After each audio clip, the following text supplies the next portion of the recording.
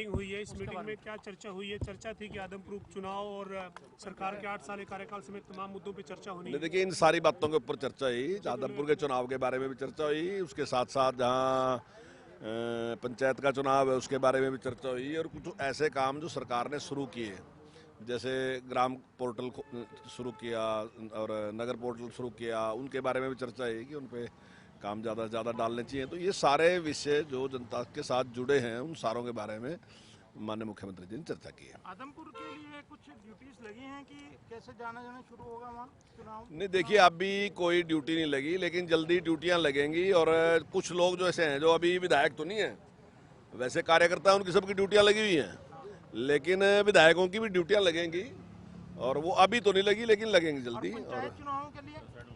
हाँ, देखिए, पंचायत चुनाव के लिए भी जहाँ जहाँ जैसे हम कहीं तो चुनाव चिन्ह पे भी लड़ रहे हैं, तो वहाँ ज़्यादा और ज़्यादा महत्वपूर्ण बात है, तो उन पे विशेष ध्यान देना। और वैसे तो पंचायत के चुनाव में सारे में इंटरेस्ट लेना, सारे के सारे में लड़ी रहे सारा चुनाव। खास डायरेक्शन हुई सर इसमें कि क्या क्या लेके जाना है, मुद्दे क्या लेके जाना है? देखिए, 8 साल में सरकार की बड़ी उपलब्धियां हैं। कोई चर्चा हुई सर इसको लेकर? नहीं, इस पे चर्चा तो नहीं, लेकिन बहुत सी उपलब्धियां हैं, और उनके बारे में जब माननीय मुख्यमंत्री जी प्रेस करेंगे तो वो सारी जानकारी उसकी मंत्री जी ये बताएं कि पंचायत चुनाव में सरकार क्या मुद्दे लेके जाएगी?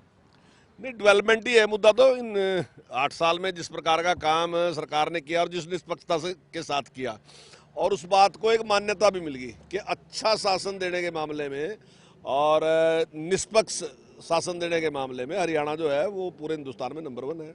सर, बड़ौली जी की भी आपने साथ इनवाइट कर ली। ये मंत्री जी एक और बता दो कि समझौते का कोई असर हो गया? जजपा और ये जो जिला परिषद वाले थे संयुक्त लड़ रहे हैं, कैसे लड़ रहे हैं, अलग अलग लड़ रहे हैं? देखिए, मैक्सिमम चुनाव जो है ना वो हम बिना चुनाव चिन्ह के लड़ रहे हैं। मैक्सिमम जो चुनाव है वो बिना चुनाव चिन्ह के लड़ रहे हैं, तो उसमें समझौते कोई बात नहीं। अगर सारे चुनाव हम चुनाव चिन्ह पे लड़ते तो स्वाभाविक था, उसमें बातचीत करते हैं।